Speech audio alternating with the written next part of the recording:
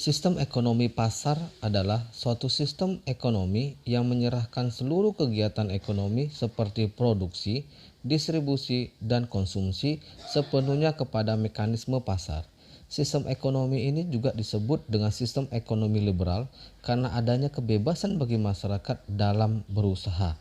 Ciri khas dari sistem ekonomi ini adalah minimnya peran negara dalam mengatur perekonomiannya. Ciri-ciri sistem ekonomi pasar. Yang pertama, semua sumber produksi menjadi milik masyarakat. Maksudnya, masyarakat diberikan kebebasan seluas-luasnya tanpa batas untuk memiliki sumber-sumber produksi tersebut. Dua, pemerintah tidak bisa ikut campur tangan secara langsung dalam kegiatan ekonomi. Tiga, masyarakat terbagi atas dua golongan, yaitu pemberi kerja dan golongan pekerja. Empat, timbul persaingan dalam masyarakat. Konsekuensinya, adanya kebebasan memiliki sumber produksi dan timbul persaingan dalam mengejar keuntungan. Kelima, setiap kegiatan ekonomi didasarkan atas pencarian keuntungan. Dan terakhir, kegiatan ekonomi selalu mempertimbangkan keadaan pasar. Pasar merupakan dasar setiap tindakan ekonomi tersebut. Kelebihan daripada sistem ekonomi pasar. Pertama, menumbuhkan inisiatif dan kreasi masyarakat dalam mengatur kegiatan ekonomi. Maksudnya, masyarakat tidak perlu menunggu komando dari pemerintah. Dua, setiap individu bebas untuk memiliki sumber-sumber daya produksi. Hal ini dapat mendorong partisipasi masyarakat dalam perekonomian tersebut. Tiga, timbulnya persaingan untuk maju karena kegiatan ekonomi sepenuhnya diserahkan kepada masyarakat. 4. Menghasilkan barang-barang bermutu tinggi karena barang-barang yang kurang bermutu tidak akan laku di pasar. Kelima, efisiensi dan efektivitas tinggi karena setiap tindakan ekonomi didasarkan atas motif untuk mencari keuntungan.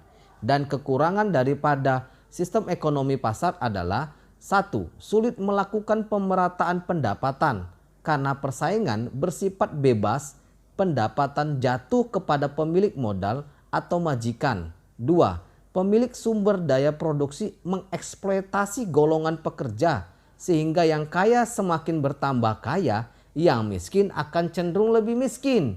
3. Sering muncul monopoli yang merugikan masyarakat. Dan terakhir, sering terjadi gejolak dalam perekonomian karena kesalahan alokasi sumber daya oleh individu atau masyarakat tersebut.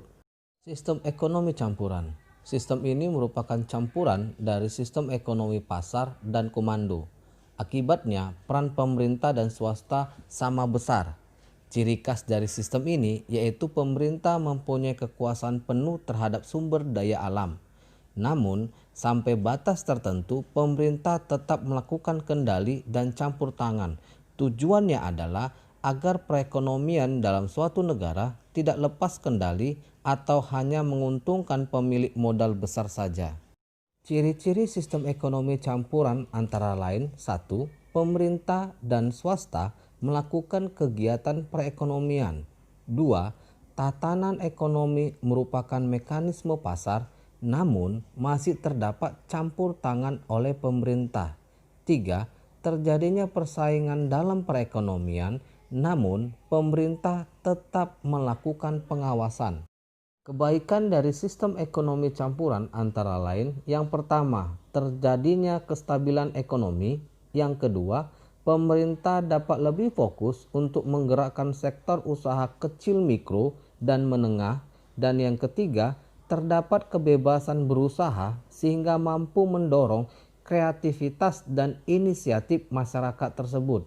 Keempat, terdapat pengakuan atas hak milik individu terhadap sumber produksi meskipun ada pembatasan.